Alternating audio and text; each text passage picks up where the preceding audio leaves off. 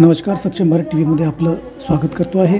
आपण आहोत नागपूरच्या कस्तुरकण पार्कमध्ये, जिथं वंचित बहुजन आघाडीच्या वतीने मनुस्मृती दहन दिवस व स्त्री मुक्ती परिषदचे आयोजन केले आहे, ज्यात लाखोहून अधिक वैचारिक संख्येची गर्दी इथं पाहायला मिळत आहे।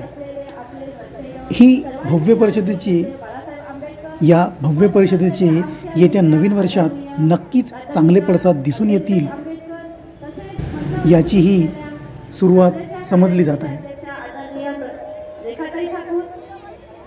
प्रदेशच्या सर्वच कार्यकारिणी तसेच संपूर्ण विचार मंच आणि उपस्थित बंधू आणि भगिनींनो, आपल्या सर्वांना माहीतच आहे, सर्वप्रथम सर्वांना 25 डिसेंबर स्त्री मुक्ती दिनाच्या हार्दिक शुभेच्छा देते।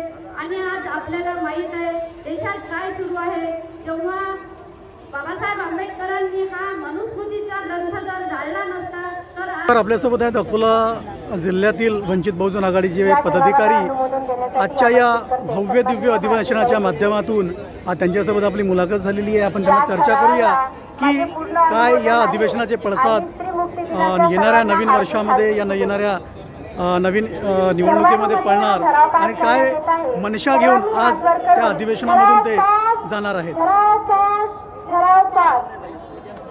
यानंतर मी या ठिकाणी उपस्थित जनसमुदायाला सांगू इच्छिते की काय सर आपला परिचय द्याल थोडंसं। या ठिकाणाहून आपण कुणीही उठून जाऊ नये आणि आपल्या मान्यवरांचे आणि आदरणीय क्षत्रिय बाळासाहेब कोणत्या पदावरती काम करतात? कृपया आपण या ठिकाणाहून जिल्हा वंचित बहुजन आघाडीचा माजी जिल्हा संघटक होतो मार्गदर्शक आणि सन्माननीय जिल्हा परिषदचा माजी उपाध्यक्ष यांनी थोडक्यात आपलं मनोगत व्यक्त करावं। आज जसं आता स्त्री मुक्ती दिन, मनुस्मृती दिन, दोनमधून कोणता दिन आपल्याला दहन दिन जो आहे मनुस्मृती दहन दिन, दोघांमधून कोणता दिवस महत्त्वाचा आहे? आम्हाला 25 डिसेंबर हा दिन महत्त्वाचा मानतो आम्ही, कारण मनुस्मृती दहन दिवस म्हणून की स्त्री मुक्ती दिवस म्हणून? स्त्री मुक्ती दिन सर्व महामानवांना अभिवादन करते। विचार मंचावरील त्याच अनुषंगानं आजचा स्त्री मुक्ती दिन आम्ही या ठिकाणी साजरा करतो। गेल्या जवळपास 28 वर्षाचा इतिहास आहे। 28 वर्षाचा इतिहास आहे की वंचित बहुजन आघाडी याआधी हा दिवस या ठिकाणी साजरा केला। आणि आपल्याला सांगू इच्छितो की या देशामध्ये जर का खरोखर महिलांना जर सन्मानाने देत असेल पक्षामध्ये संघटनेमध्ये ते फक्त वंचित बहुजन आघाडी आहे। गेल्या 2-4 महिन्याआधी एक साधारण वाशिम जिल्ह्याच्या जिल्हाध्यक्षपदी आताच ज्यांचा आपण मनोगत ऐकलं किरणताई गिरे म्हणून, त्या एक महिला सुद्धा त्यांच्यावर भक्कमपणे श्रद्धे बाळासाहेब आंबेडकरांनी जिल्ह्याची जबाबदारी सोपवली। ही फार मोठी या ठिकाणी परिवर्तनाची नांदी आहे। या महाराष्ट्रामध्ये पहिल्यांदा असं घडलं की वाशिम जिल्ह्याच्या अध्यक्षपदी एक महिला किरणताई गिरे आणि नुकताच गेल्या 2 ते 3 दिवसाआधी जळगाव पूर्वमधून शमीबाताई पाटील जे तृतीयपंथीय म्हणून आहेत त्यांना सुद्धा साहेबांनी भक्कमपणे जिल्ह्याची प्रमुख अशा जिल्हाध्यक्षपदाची जबाबदारी श्रद्धे बाळासाहेब आंबेडकरांनी दिली। आणि हेच यातून दिसून येते की खरोखर आजचा हा जो स्त्री मुक्ती दिन जो आम्ही या ठिकाणी साजरा करतो तर ही परिवर्तनाची नांदी आहे। मी निलेश शिंदे, जिल्हा उपाध्यक्ष वंचित बहुजन आघाडी अकोला जिल्हा आणि पंचायत समिती सदस्य बाळापूर। आपल्यासोबत एक महिला युवा पण आपल्यासोबत जुळलेले आहेत, त्यांच्यासोबत आपण बातचीत करूया। एक महिला म्हणून, एक मुलगी म्हणून तुला काय वाटतं की आजचा दिवस हा किती महत्त्वाचा आहे? आज 25 डिसेंबर आपण मनुस्मृती दहन दिन मानतो, सोबतच आपण स्त्री मुक्ती परिषद किंवा मग स्त्री मुक्ती दिन मानतो। स्त्री मुक्ती दिन आपल्यासाठी इतका महत्त्वाचा आहे की आपण बघतोय की स्त्री मुक्ती असं आपण म्हणतो की स्त्रियांना स्त्रिया सर्व आपल्या लिबर्टीच्या हिशोबाने जगतात, पण आपण बघतोय की आज पण स्त्रियांवर इतका अत्याचार होतो की आजचा आपण जर नेमकं या 2-4 दिवसाआधीचा जर आपण एक्झाम्पल घेतलंय तर भारतातील एक महिला आहे ज्या कुस्तीपटू आहेत, त्यांचं नाव साक्षी मलिक असं आहे। त्यांच्यावर काही शोषण झाल्यामुळे त्यांनी आपल्या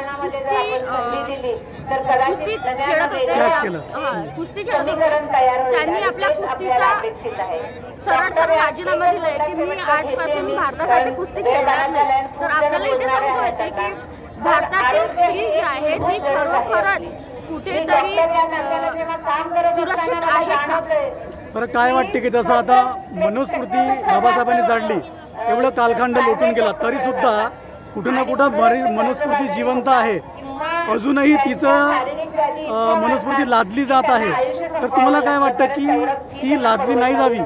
आता तर असंही चालू आहे की मनुस्मृती संविधानाला वगळून मनुस्मृती संविधान म्हणून लागू करावी, तर ते लागू नाही व्हावी याकरता काय पाऊल उचलावं? समर्पित व्हावं की परिवर्तन, सत्ता परिवर्तन करावं? याच्यावर मी एकच बोलेल की येणाऱ्या 2024च्या लोकसभेमध्ये सर्वांनी श्रद्धेय ॲडव्होकेट बाळासाहेब आंबेडकर यांना साथ द्यावी आणि समोरचं त्यांचं कार्य बघावं. सगळ्यात जीवप्रिय माणसाला स्वतःचा असतो आणि म्हणून आरोग्याकडे त्याला खर्च करावा लागतो आणि घेतलेला आहे. आणि आम्ही सत्तेत आल्यानंतर काय म्हणता की हा जो आता आजचा जो कार्यक्रम आहे त्याचे पडसाद हे येणाऱ्या निवडणुकीवर या मग जे कुठं ना कुठं वैचारिक पातळीने दुरावलेले आहेत त्यांना जवळ आणण्याची भूमिका करेल का? नक्कीच या भव्य दिव्य परिषदेचे पडसाद येणाऱ्या निवडणुकीवर नक्कीच पडतील. कारण एवढ्या मोठ्या प्रमाणात एवढ्या महिलांच्या बहुसंख्य उपस्थिती परिषद पार पडत आहे आणि या वंचित बहुजन आघाडीच्या व्यासपीठावरती ज्या प्रकारे मांडणी झालेली आहे, ज्या प्रकारे वंचित बहुजन आघाडीने वारंवार 12 बलुतेदार असतील, 18 आलुतेदार असतील, प्रत्येक प्रवर्गातील महिलांना जिल्हा परिषदेच्या माध्यमातून, ग्रामपंचायतीच्या माध्यमातून, खासदारकीच्या उमेदवाराच्या माध्यमातून, आमदारकीच्या उमेदवाराच्या माध्यमातून न्याय देण्याचा प्रयत्न तो वंचित बहुजन आघाडीचा राहिलेला आहे. आणि तोच अजेंडा समोर घेऊन वंचित बहुजन आघाडीचा जो अजेंडा मागच्या लोकसभेला होता, विधानसभेला होता, तोच अजेंडा समोर घेऊन किंवा महिलांना समप्रमाणात निवडणुकीत सुद्धा आरक्षण आम्ही देत आहोत. या शासनाने देण्याच्या अगोदर पूर्वीपासून श्रद्धेय बाळासाहेब आंबेडकर यांच्या नेतृत्वात वंचित बहुजन आघाडी महिलांना राजकारणात समप्रमाणात आरक्षण देत आहे. आता काय इतिहास आहे, कोणत्याही पक्षाने ती भूमिका आजपर्यंत घेतलेली नाही. वंचित बहुजन आघाडी हा पहिला पक्ष या महाराष्ट्रातील, या देशातील आहे की ज्याने महिलांना समप्रमाणात उमेदवारी दिलेली आहे. ती लोकसभेची असो, विधानसभेची असो, जिल्हा परिषदेची असो किंवा ग्रामपंचायतीच्या सरपंच पदाची असो. आणि म्हणून आज या विदर्भाच्या राजधानीत म्हणजे महाराष्ट्राच्या आज जो काही भव्य दिव्य सोहळा आपल्याला दिसत आहे आणि ज्या काही तळागाळातून आलेल्या महिला त्या व्यासपीठावर आपलं मत मांडत आहेत, हा नक्कीच महाराष्ट्राच्या प्रत्येक महिलेपर्यंत संदेश जाईल की या देशात, या महाराष्ट्रात जर महिलेला अधिकार देणारा जर कोणता पक्ष असेल तर तो वंचित बहुजन आघाडी आहे. आणि म्हणून याचा इम्पॅक्ट येणाऱ्या 2024च्या लोकसभा निवडणुकीत तुम्हाला नक्कीच दिसेल आणि ते तुम्ही पाहा. त्यांना असं नेतृत्व देऊ जे नेतृत्व या व्यासपीठावर बसलेलं आहे. कारण त्या नेतृत्वाचा या शब्दात आहे, नातू व्हावा ऐसा, नातू व्हावा ऐसा द्रष्टा ज्याचा दिल्लीश्वर घेई धसका. नातू व्हावा असा द्रष्टा ज्याचा दिल्लीकर घेई काय घेई धसका. आजचा दिल्लीश्वर जो आहे तो स्वतःला या जगाचा मालक समजतो आहे. त्याचा धसका घेण्याचा फक्त एकाच्या म्हणजे बाबासाहेबांचा जो नातू आहे निर्विवादपणे सिद्ध केली आहे की 61.12% आहे. हा अभ्यास इतर राज्यांसाठी दिशादर्शक आहे. आदिवासी बहुल प्रदेश वगळता कमीत अधिक प्रकाराने ओबीसीचे लोकसंख्येतील प्रमाण तसे असणार आहे. सुप्रीम कोर्टाने जो एम्पिरिकल डेटा महाराष्ट्र सरकारकडून मागितला होता तो एम्पिरिकल डेटा मिळवण्यासाठी महाराष्ट्र सरकारने आता बिहारच्या प्रमाणे सर्वे करण्याचा निर्णय केला पाहिजे. एम्पिरिकल डेटा महाराष्ट्र सरकार देऊ न शकल्यामुळे ओबीसींचे राजकीय आरक्षण काढून घेण्यात आले आहे.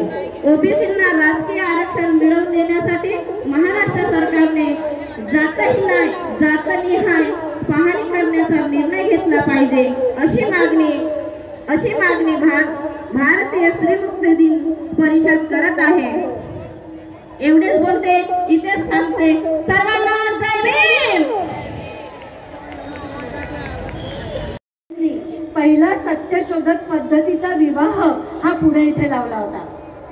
सत्यशोधक विवाहाचं महत्त्व असं होतं की ज्या समाजामध्ये काही क्रियाकर्म करण्याचे अधिकार हे फक्त जातींनी, काही ठराविक जाती व्यवस्थेने काही ठराविक जातींना दिले होते, त्याच्यामध्ये ब्राह्मणांना दिलेले सगळे क्रियाकर्म करण्याचे अधिकार हे फक्त त्यांच्याकडे होते आणि बाकीच्या समाजाला ज्ञानार्जन करण्याचा अधिकार नव्हता, कुठल्याही पद्धतीचे श्लोक शिकण्याचा अधिकार नव्हता आणि कुठलीही क्रियाकर्म करणं याच्यासाठी त्यांना ब्राह्मणांवरती अवलंबून राहत होतं.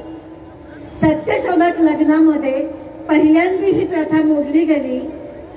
बहुजन समाजातली लोक स्वतःची स्वतः लग्न लावू शकतात आणि केवळ स्वतःची स्वतः लग्न लावत नाही तर सत्यशोधक विवाह पद्धतीमधले ज्या काही एकमेकांच्यासाठी घेतलेल्या शपथा होत्या त्या स्त्री आणि पुरुष या दोघांकरताही समानतेच्या पायावर नेणाऱ्या आणि एकसारख्या शपथा होत्या आणि तिथून एका अर्थाने सगळ्या समतेच्या प्रवाहाला आपली सुरुवात झाली. आणि म्हणूनच एका बाजूला मनुस्मृती दहन दिवस हा भारतीय स्त्रियांचा मुक्ती दिन आणि ज्योतिबा फुले आणि सावित्रीबाई यांच्यापासून स्त्रीमुक्ती चळवळीची सुरुवात झाली असे आपण सगळेच जण मानतो. बाबासाहेबांनी मनुस्मृती दहनापासून केलेला स्त्रियांच्या मुक्तीचा प्रवास हा पुढच्या टप्प्यामध्ये संविधानापर्यंत पोहोचला आणि सर्व प्रकारची विषमता, मग त्याच्या जातीवरती आधारित असेल किंवा स्त्री पुरुष विषमता असेल, कारण संपूर्ण जाती व्यवस्था ही स्त्रियांच्या बंधनावरती ठेवलेली आहे. बाबासाहेबांचा जो प्रसिद्ध लेख होता, संशोधन लेख होता एक्झोगॅमी आणि एंडोगॅमीवरती, त्याच्यामध्ये त्यांनी हे खूप स्पष्ट केलेलं आहे की जोपर्यंत स्त्रियांच्या वरती बंधनं येत नाही, त्यांना बंदिस्त केलं जात नाही, तोपर्यंत जाती व्यवस्था अशीच बळकटपणे टिकून राहील.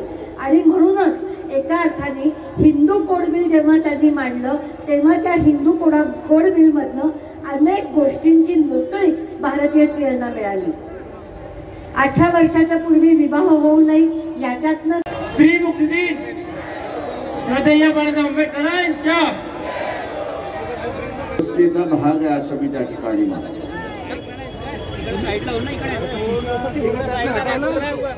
एका बाजूला मनुची व्यवस्था, अत्याचारी व्यवस्था आपण म्हणतो, आपण त्या ठिकाणी मानतो. व्यक्ती स्वातंत्र्य नाकारणारी अशी आपण संस्था त्या ठिकाणी मानतो. आणि म्हणून आपण असणारं संविधान, या संविधानातून निर्माण केलेली व्यवस्था ही आपण पुरस्कार करतोय अशी असणारी परिस्थिती आहे. हा संघर्ष की ज्या संघर्षाला बाबासाहेबांनी इतिहासामध्ये क्रांती, प्रतिक्रांती, रेव्होल्यूशन, काउंटर रेव्होल्यूशन,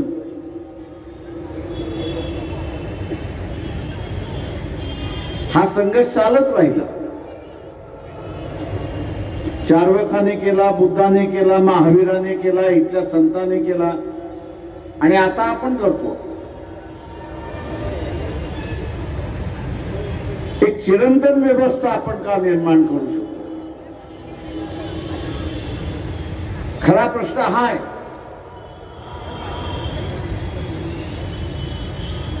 की ते चिरंतन व्यवस्था आपण करू शकलो नाही याचं कारण आपल्याला मिळालेल्या स्वातंत्र्यामध्ये जे स्वातंत्र्य मिळालं गुलामीनंतर, आपण असं मानत गेलो की आता हे झालं, आमचं संपलं. आणि या मानसिक भावनेमध्ये आम्ही गेलो की आता आम्हाला लढण्याचं कारण नाही.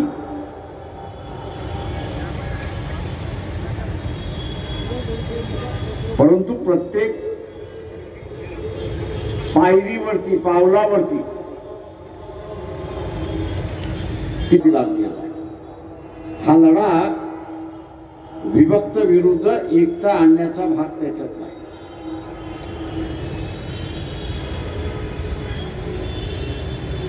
आपण नेहमी म्हणतो इथला असणारा 1000, 1500, 2000, 4000 गुलामीमध्ये गेली आमची,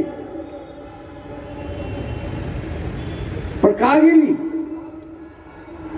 या विभक्तपणामुळे गेली. क्षत्रिय इथला राजा होता, तो हारला की उरलेले सगळे हारले. तो गुलाम झाला की उरलेले सगळे गुलाम झाले.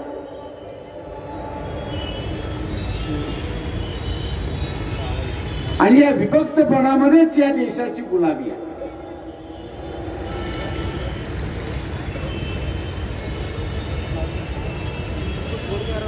आणि तोच खऱ्या अर्थाने मी असं मानतोय की ह्या देशातला आत्ताचा लढा आहे.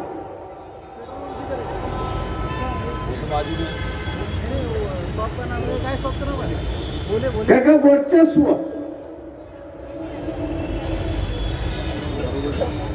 ही जी संकल्पना, ही संकल्पना विभक्तामध्ये जन्माला येते.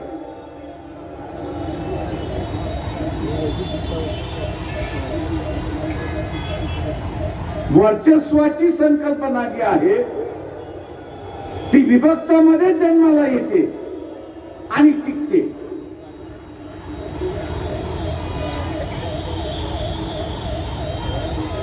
जिथे संघटित राहण्याचा असणारा भाग आहे तिथे असणारा वर्चस्वाच्या कल्पनेला जागाच नाही, कारण आम्ही बरोबरीचे आहोत असं त्या ठिकाणी मानतो.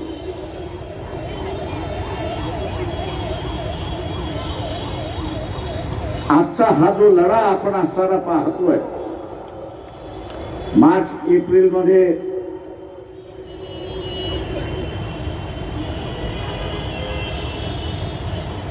लोकसभेच्या निमित्ताने होणार, मनुस्मृती लागू झाली, ती मंदिरातून लागू झाली, देवळातून लागू झाली अशी असताना परिस्थिती.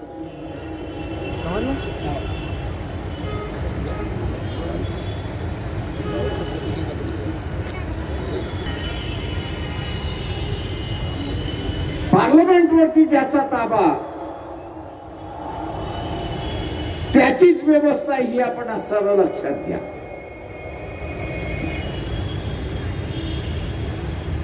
आणि म्हणून उलटून टाकलेली मनूची व्यवस्था ही आपल्याला कायम ठेवायची असेल तर हे पार्लमेंट आपण आपल्या ताब्यात ठेवलं पाहिजे, हे लक्षात ठेवलं. त्याच्यावरती जोपर्यंत आपल्या विचारांचा वर्चस्व आहे, तिथे जोपर्यंत आपल्या विचारांचं वर्चस्व आहे तोपर्यंत आपली क्रांती यशस्वी, तोपर्यंत आपली असणारी क्रांती यशस्वी. ज्या दिवशी आपल्या विचारांचा पराभव झाला त्या दिवशी प्रतिक्रांती विजय झाली, हे लक्षात घ्या.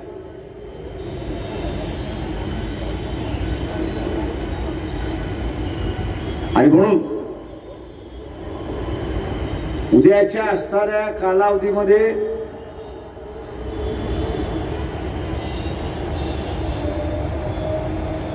कशी परिस्थिती निर्माण होईल, कशी होणार नाही हे आज सांगता येणार नाही. एकदा दगडाखालचा हात खाली निघून गेला, दगडाखालचा हात निघाला तर मग हाच वाघोबा होऊन खायला सुरुवात होईल अशी असणारी परिस्थिती, खायला होईल अशी असणारी परिस्थिती आहे.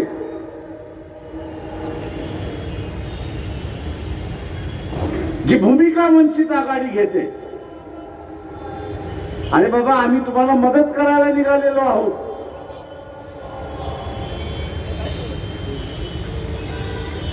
काँग्रेसवाले असतील, राहुल गांधी असतील, एनसीपी असेल, शरद पवार असतील, आम्ही असताना हे जे प्रतिक्रांतीचं भूत उभं राहिलेलं आहे नागपूरमधून त्याला गाडण्यासाठी आपल्याला मदत आम्ही करत आहोत. पण दुर्दैवाने हे नागपूरच्या भूताला काढण्याच्या ऐवजी ते मलाच काढायला निघालेत अशी असणारी परिस्थिती.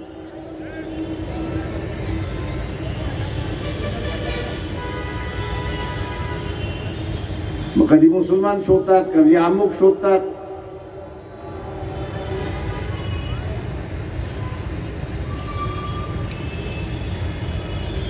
मी ही जी तरा आहे, या तरेतून कोणाचं भलं होणार